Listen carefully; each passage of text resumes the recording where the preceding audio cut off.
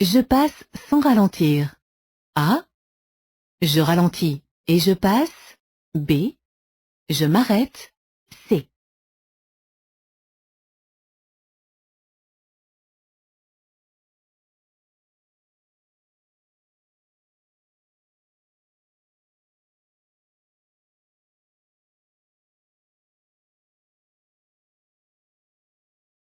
Les tramways sont prioritaires par rapport aux autres usagers, mais doivent respecter les feux les concernant. Si mon feu avait été vert, le tramway ne se serait pas engagé. Ici, les feux ne fonctionnant pas, je dois céder le passage au tramway.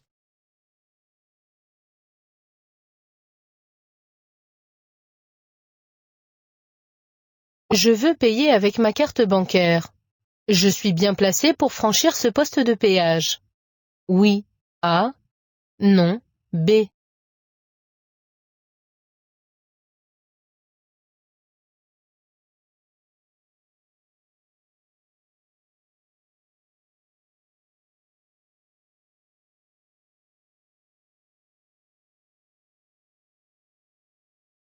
En marche normale, je dois utiliser la voie la plus à droite. Cependant, cette règle ne s'applique pas pour le franchissement d'un poste de péage.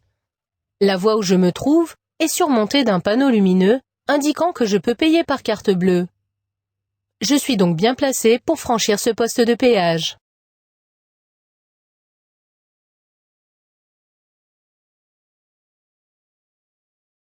Je peux circuler en feu de position seul. A. En feu de croisement. B. En feu avant de brouillard. C. En feu de route. D.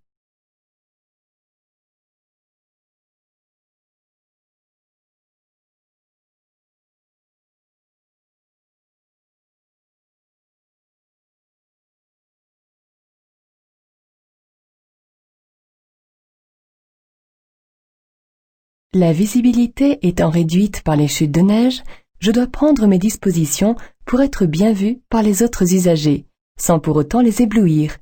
Les seuls feux de position ne me rendraient pas suffisamment visible. Pour cela, je dois allumer les feux de croisement, mais je peux également les remplacer ou les compléter par les feux avant de brouillard. En revanche, je ne dois pas circuler en feu de route. Inutile dans ces conditions, il risquerait d'éblouir les autres usagers.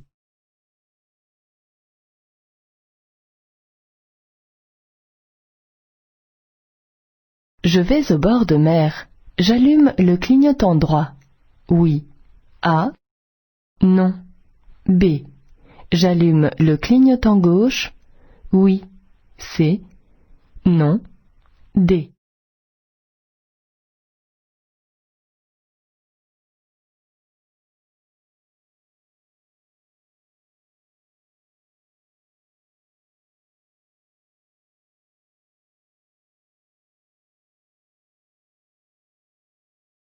Ce panneau annonce 2 rues à droite. La deuxième permet de rejoindre le bord de mer par une bretelle, sans risquer de bloquer les usagers qui suivent. Dans ces conditions, il sera interdit de tourner directement à gauche. Je n'allume pas le clignotant droit maintenant, car je donnerai une fausse information, laissant croire que j'emprunte la première rue. Je ne l'actionnerai que lorsque je serai à hauteur de cette dernière.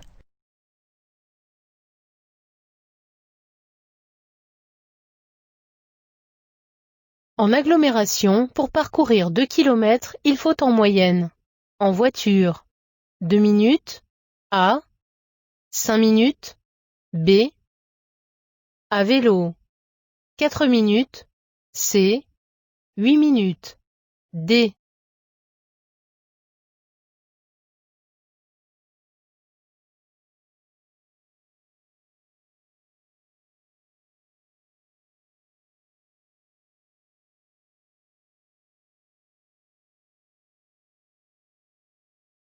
En agglomération, la différence de vitesse moyenne entre un vélo et une voiture est réduite. En effet, en voiture, on perd souvent du temps dans les embouteillages ou en cherchant une place de stationnement. Pour parcourir 2 km, il faudra en moyenne 5 minutes en voiture et 8 minutes à vélo.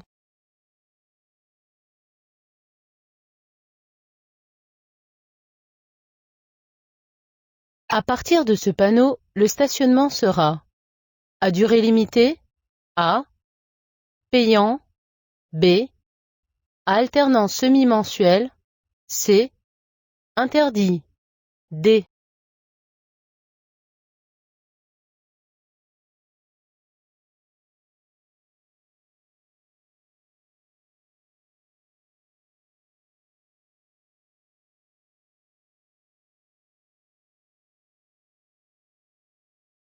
Ce panneau marque l'entrée d'une zone de stationnement à durée limitée avec contrôle par disque, c'est-à-dire une zone bleue. Je ne dois pas le confondre avec les signaux indiquant l'entrée d'une zone de stationnement payant, unilatérale, à alternance semi-mensuelle ou interdit.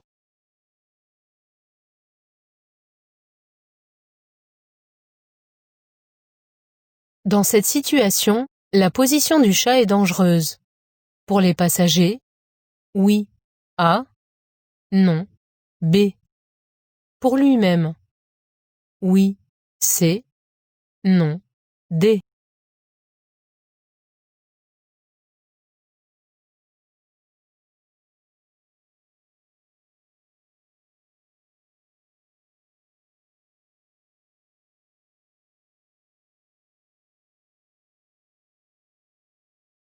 Couché sur les genoux de la conductrice, ce chat risque de la distraire ou même de la gêner dans ses mouvements, et donc d'engendrer un accident. En cas de choc, comme il n'est pas retenu, il deviendra un projectile dangereux pour la conductrice et les passagers. À 50 km/h, son poids est déjà multiplié par 10. Sa position est aussi dangereuse pour lui-même. Il risque d'être éjecté et mortellement blessé en cas de collision. Pour sa propre sécurité et celle des occupants du véhicule, il faut l'installer dans une cage adaptée et sanglée.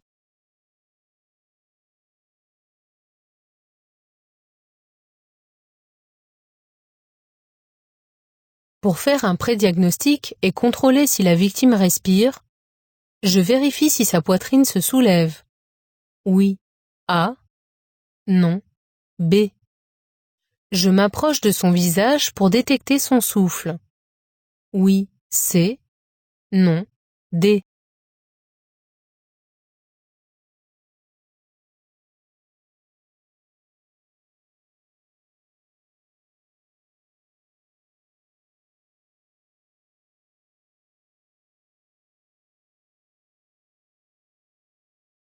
Avant d'appeler les secours, je fais un prédiagnostic de la victime en vérifiant si elle respire et si elle est consciente. Pour m'assurer qu'elle respire, je regarde si sa poitrine se soulève, ou bien je m'approche de son visage pour détecter son souffle.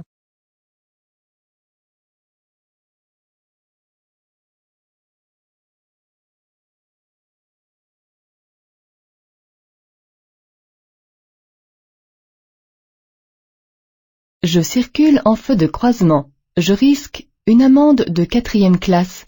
Oui. A. Non. B. Une réduction de 4 points. Oui. C. Non. D.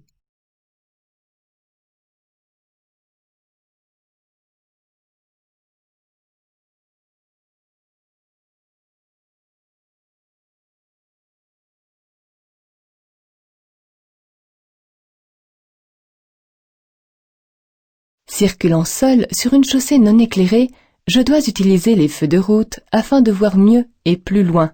Ainsi, je pourrai détecter beaucoup plus tôt la présence d'un usager ou d'un élément non éclairé.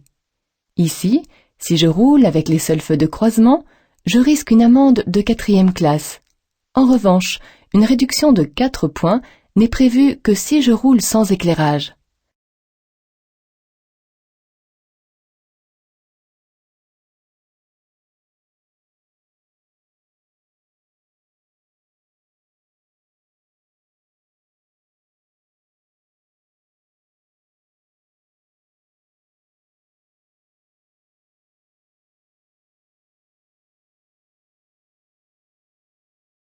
Je garde la même allure.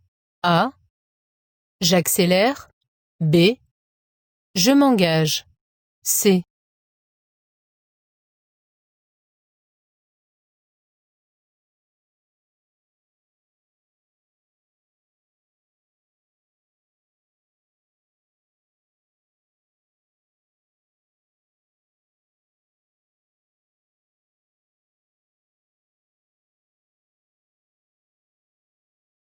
Circulant sur une voie d'insertion, je ne suis pas prioritaire. Mais comme aucun usager n'apparaît dans les rétroviseurs, j'accélère pour m'engager sur la voie rapide, à une vitesse proche de celle du trafic.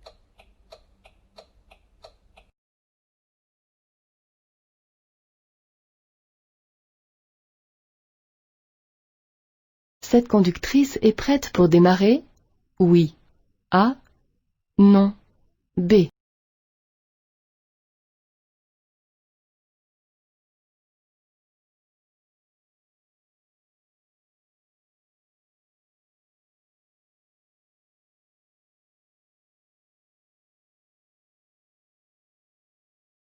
Cette conductrice a bien réglé sa position de conduite, mais elle n'a pas attaché sa ceinture de sécurité.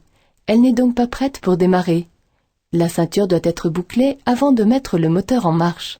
Elle divise par 3 le risque d'être tuée en cas de choc et réduit considérablement la gravité des blessures.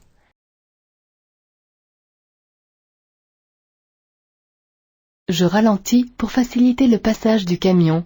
Oui. A. Non. B.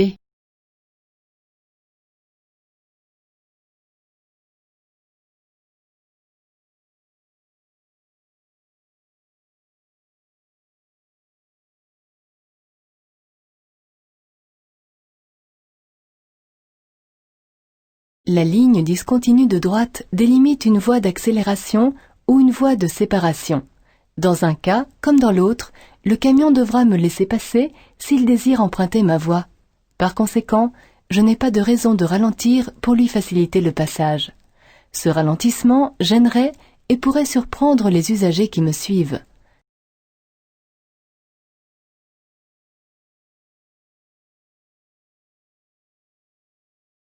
Il neige. Les voyants qui peuvent être allumés sont les numéro 1, A, numéro 2, B, numéro 3, C, numéro 4, D.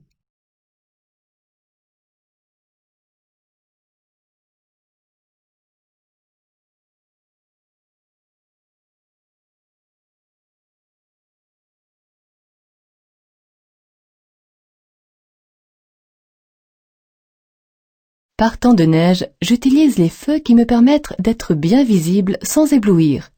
Je roule donc en feu de croisement, que je peux remplacer ou compléter par les feux avant de brouillard. Je peux aussi allumer le feu arrière de brouillard, qui permettra ainsi aux usagers qui me suivent de mieux me distinguer. En revanche, je ne dois pas utiliser les feux de route, car ils seraient inutiles et éblouissants.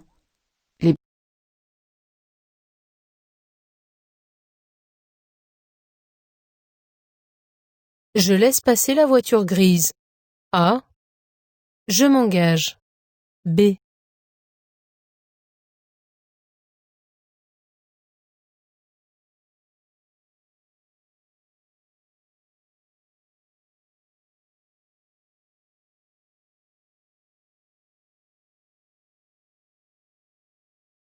Je circule sur une voie de stockage, dans laquelle je peux laisser passer la voiture grise sans danger, même si elle n'a pas la priorité.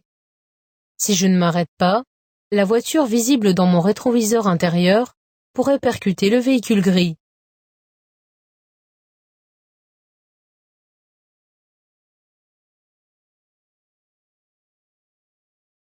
Je roule à vitesse très réduite en raison d'un problème de moteur. J'allume les feux de détresse. A. Je reviens sur la voie de circulation. B. J'emprunterai la sortie. C.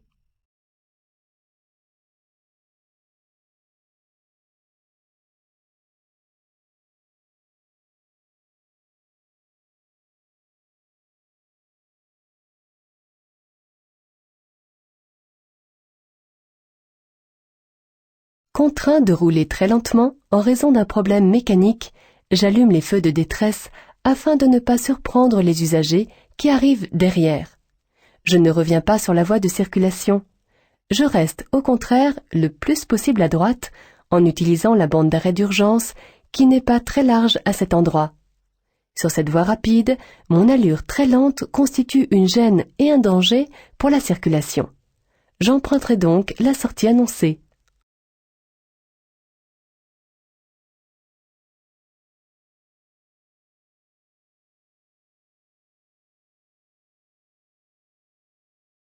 J'actionne les feux de brouillard arrière. Oui. A.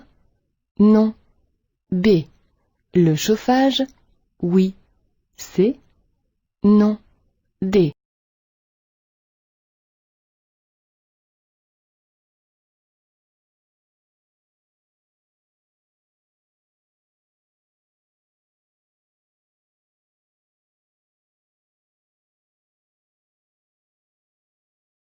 Dans ces conditions, je peux actionner les feux de brouillard arrière afin d'être vu le plus tôt possible par les usagers qui me suivent. La buée gêne la visibilité et peut aussi renforcer l'éblouissement dû au soleil. Pour l'évacuer, j'actionne la ventilation et le chauffage afin de faire circuler de l'air chaud. Je peux aussi ouvrir une vitre.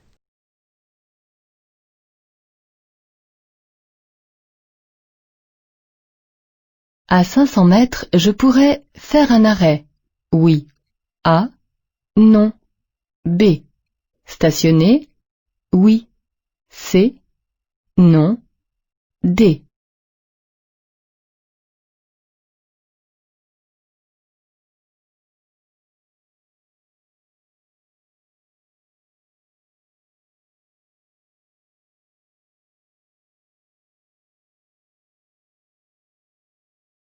Le panneau du haut annonce un lieu aménagé pour le stationnement, c'est-à-dire un parking. Celui du bas indique que ce dernier, annoncé à 500 mètres, est équipé d'un poste d'appel d'urgence. Un parking étant prévu pour le stationnement de tous les usagers, je pourrais m'y arrêter ou y stationner.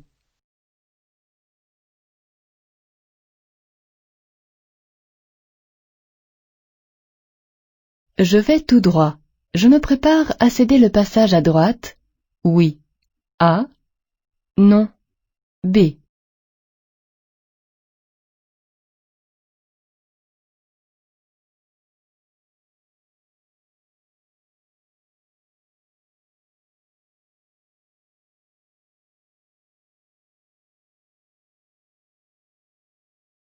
Ici, je n'aborde pas un carrefour à sens giratoire, mais un rond-point où les règles de priorité sont particulières. En effet, ce sont les usagers venant de gauche qui rencontrent un céder le passage. Comme je rencontrerai également cette signalisation quelques mètres plus loin, je dois donc me préparer à céder le passage à droite.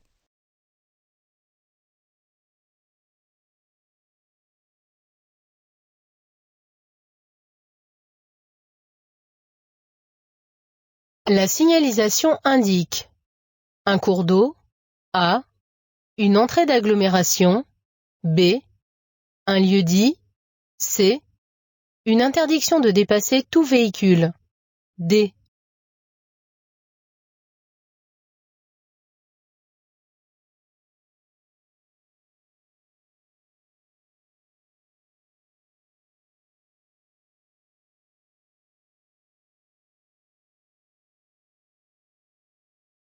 Le panneau du haut signale un cours d'eau et celui du bas, un lieu-dit nommé le pont de Saint-Maurice. Il n'y a pas forcément d'habitation dans un lieu-dit. Il peut s'agir de tout lieu traversé par la route pour lequel aucun panneau n'est prévu. Ici, il s'agit d'un pont. Mais ce type de panneau peut aussi désigner par exemple un col ou une forêt.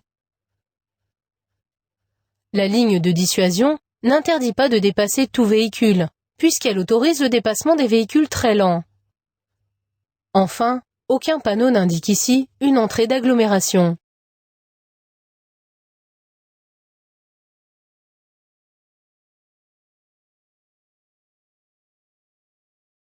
En panne sur la bande d'arrêt d'urgence, je me rends au poste de secours situé à 1 km.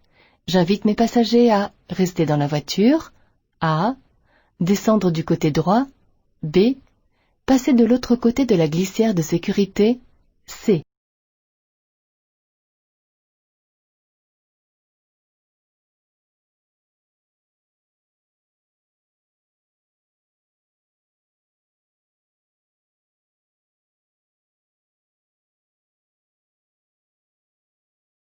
La bande d'arrêt d'urgence est un endroit où il n'est pas bon de rester.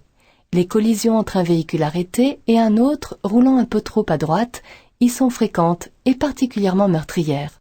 En cas d'immobilisation forcée, j'invite donc mes passagers à descendre de la voiture à l'opposé de la circulation, c'est-à-dire du côté droit, et à passer de l'autre côté de la glissière de sécurité.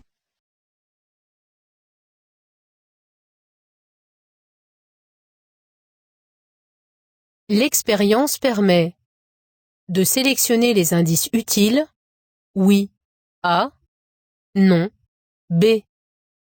De réduire le temps de réaction, oui, C, non, D.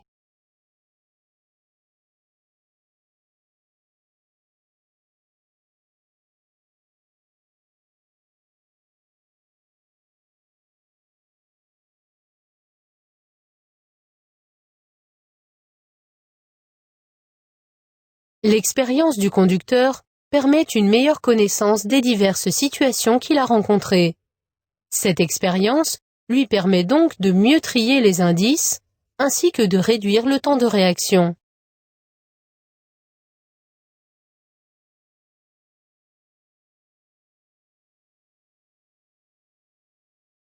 Je peux circuler en feu de position seul, A, en feu de croisement, B, en feu de route, C.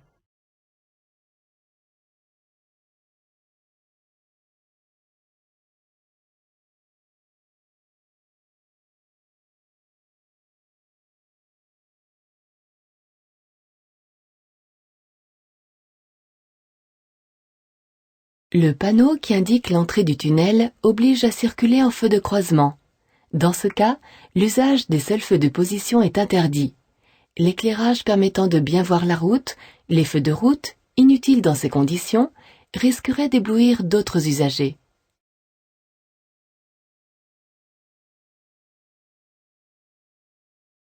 La voiture qui circule sur la file voisine ralentit. Je place le pied au-dessus du frein. Oui. A. Non. B.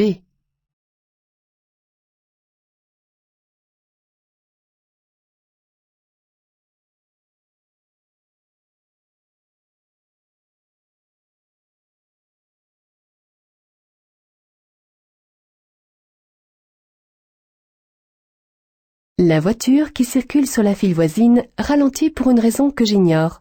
Son conducteur est peut-être en train de laisser traverser un piéton qui serait caché du côté gauche. Je dois donc placer le pied sur le frein pour être prêt à m'arrêter si le cas se présente.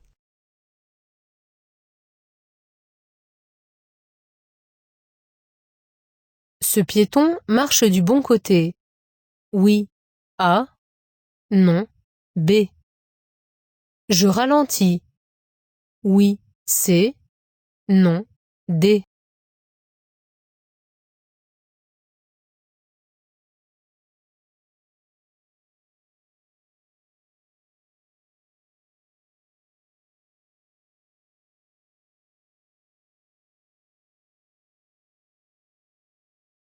Je circule encore hors agglomération.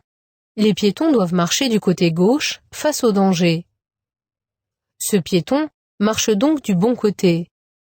La situation est toutefois dangereuse car il ne regarde pas dans ma direction et son chien, qui peut avoir des réactions imprévisibles, n'est pas tenu en laisse.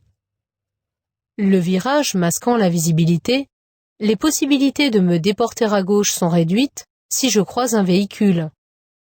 Dans ce cas, rouler à 30 km/h est excessif. Je ralentis et place mon pied devant le frein.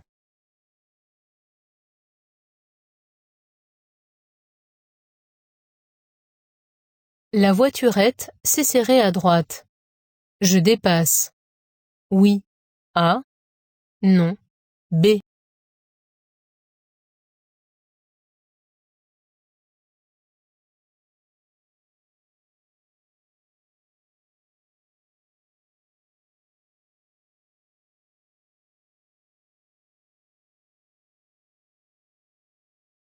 La route est large, la ligne discontinue et la visibilité excellente.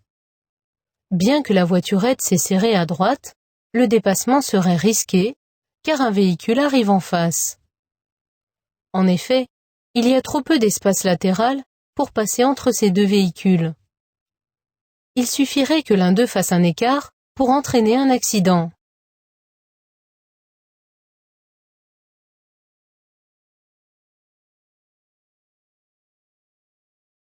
Ce rétroviseur est bien réglé. Oui. A. Non. B.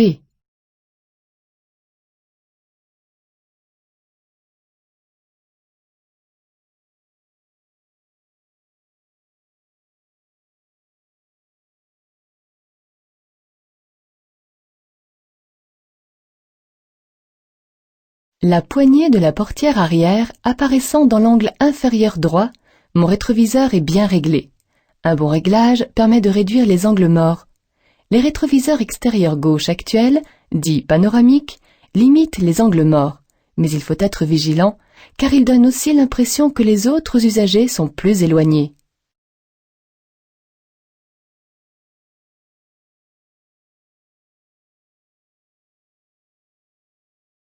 Le limiteur de vitesse peut être utilisé efficacement. En agglomération? Oui. A. Non. B. Sur autoroute? Oui. C. Non. D.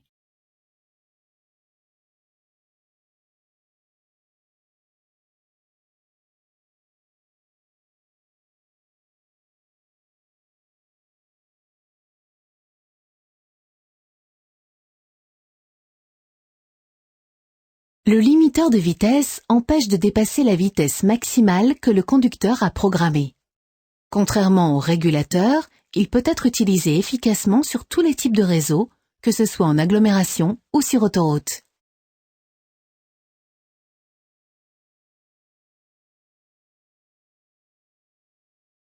Je dépasse le tracteur par la droite. Oui. A. Non. B.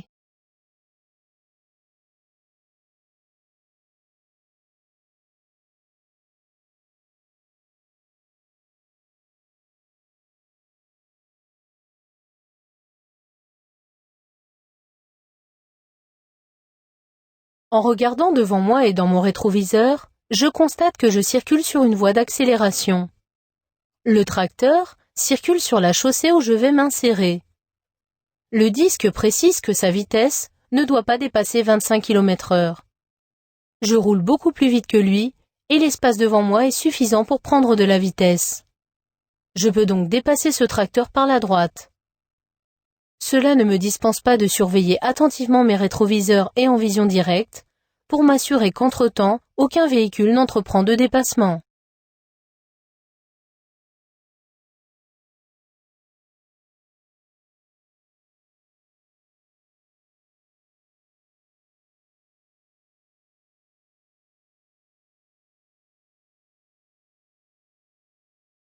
Je tourne à gauche.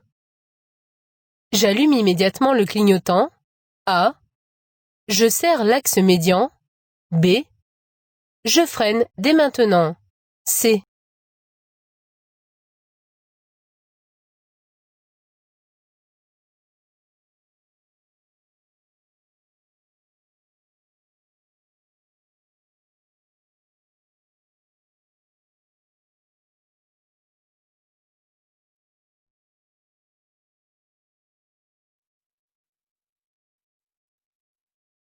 En règle générale, avant un changement de direction, il faut avertir le plus tôt possible.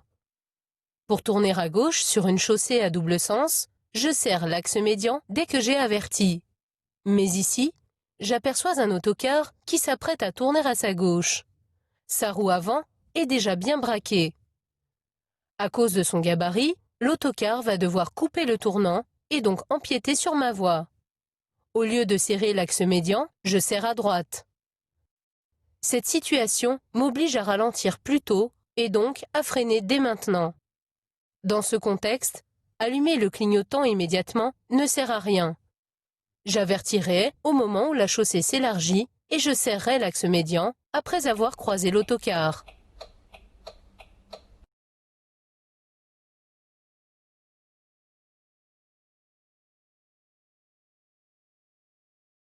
La circulation est bloquée. Je m'arrête avant le feu. Oui. A. Non. B.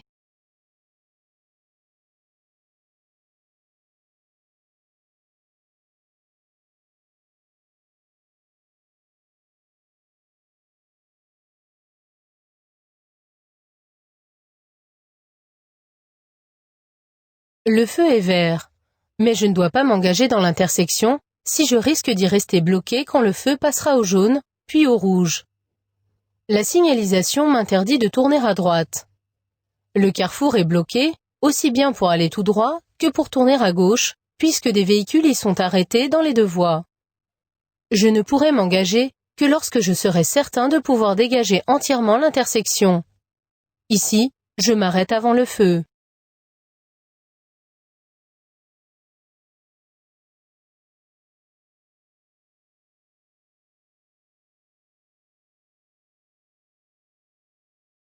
Je passe sans ralentir. A. Je ralentis et je passe. B. Je m'arrête. C.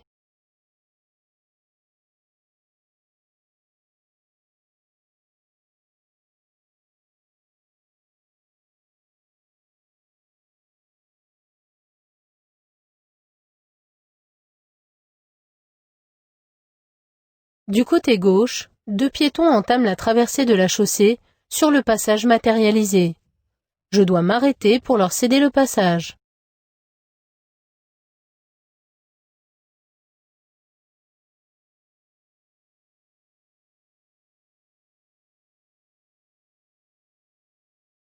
Je m'engage. A. Je cède le passage. B.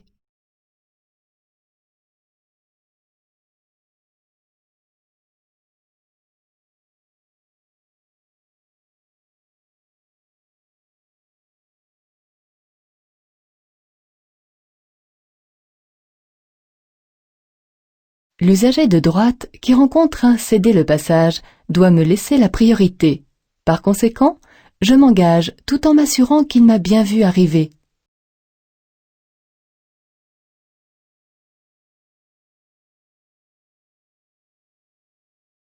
Pour un conducteur expérimenté, le taux d'alcool à partir duquel il est interdit de conduire est fixé à 0,2 g par litre de sang, A, 0,4 g par litre de sang, B, 0,5 g par litre de sang, C, 0,8 g par litre de sang, D.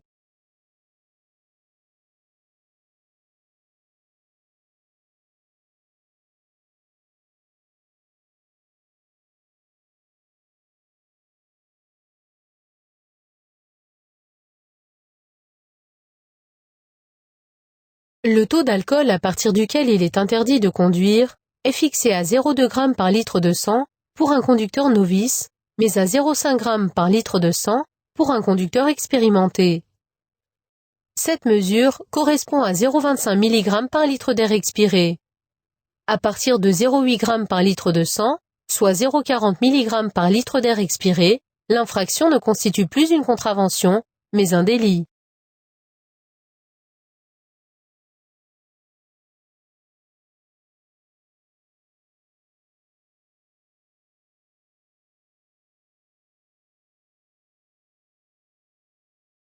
Pour aborder cette intersection, je regarde d'abord à droite, A, à gauche, B. Je place mon pied devant le frein. Oui, C. Non, D.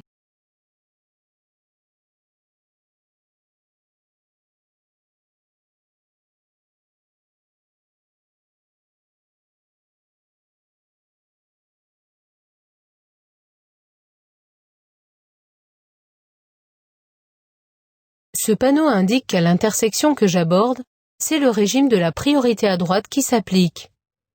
Les véhicules venant de gauche doivent me céder le passage. Mais cela ne me dispense pas de regarder d'abord à gauche. En effet, je croiserai les usagers qui viennent de gauche juste avant ceux qui viennent de droite. La camionnette arrêtée et les panneaux publicitaires masquent la visibilité à droite.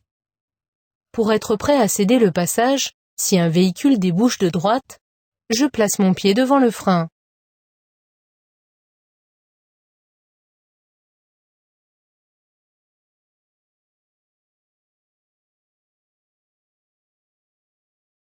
Placé où je suis, je pourrais prendre la sortie de gauche, oui, A, non, B. Faire un demi-tour, oui, C, non, D.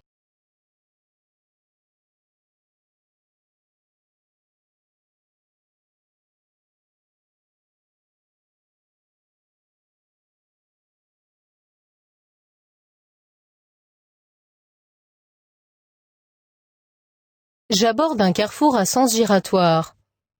Pour emprunter une sortie située à gauche ou faire un demi-tour, il est conseillé d'utiliser la voie de gauche, mais ce n'est pas une obligation. Ici, même en étant sur la voie de droite, je peux effectuer l'une ou l'autre de ces manœuvres. L'utilisation d'un rond-point est la solution la plus pratique et la plus sécurisante pour faire un demi-tour.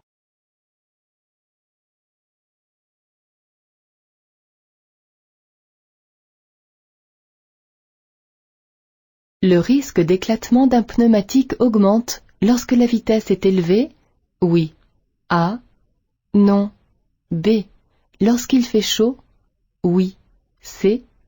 Non. D.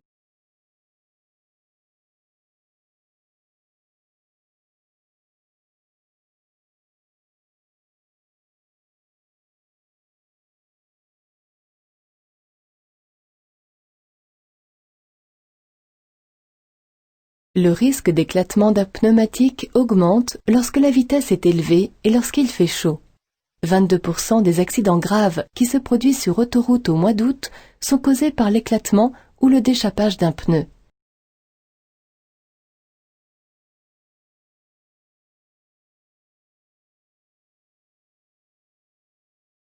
Si je ne respecte pas les restrictions liées à la pollution, j'encours une amende?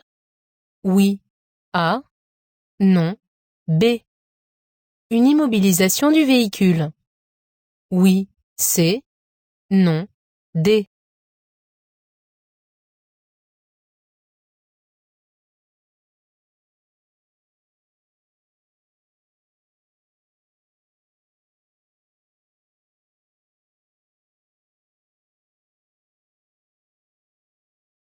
Lors des pics de pollution, des mesures restrictives sont imposées afin de limiter les effets des rejets de gaz polluants sur la santé. Il peut s'agir, comme ici, d'un abaissement de la limitation de vitesse. La circulation peut également être alternée ou interdite à certains usagers selon les régions. À Paris, par exemple, la vignette critère détermine la catégorie de véhicules autorisés à circuler les jours de circulation différenciés.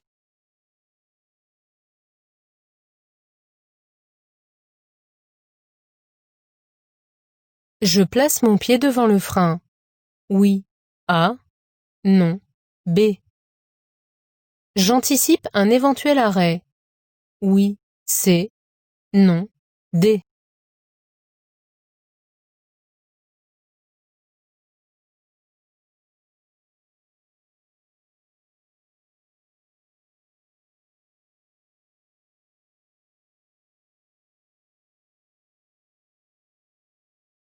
Des véhicules de pompiers et de gaz secours sont en intervention et empiètent en partie sur la chaussée. Les voitures en face, se déportant sur ma voie, leur zone d'incertitude, chevauchent ma surface de contrainte. Par conséquent, je place mon pied devant le frein pour anticiper un ralentissement ou un arrêt, dans l'hypothèse où l'un des véhicules en intervention quitterait les lieux.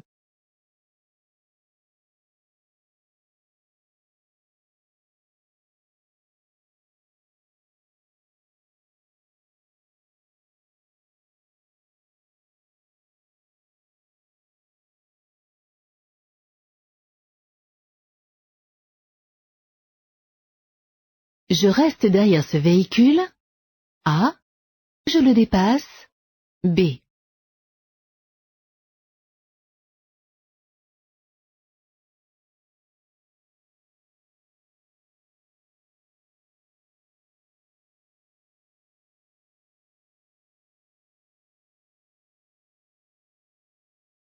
Ce véhicule roule très lentement pour effectuer des travaux.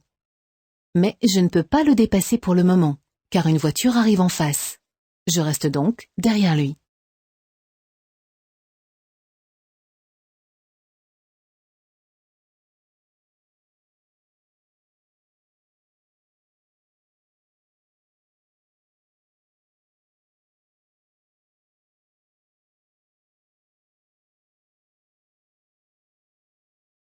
J'accélère, réponse A. Je ralentis, réponse B. Je conserve mon allure, réponse C.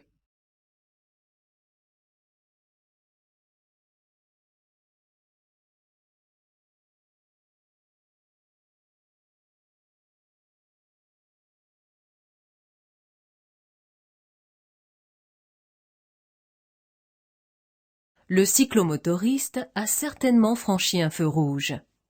Même s'il est en tort, vous ne devez pas le mettre en danger.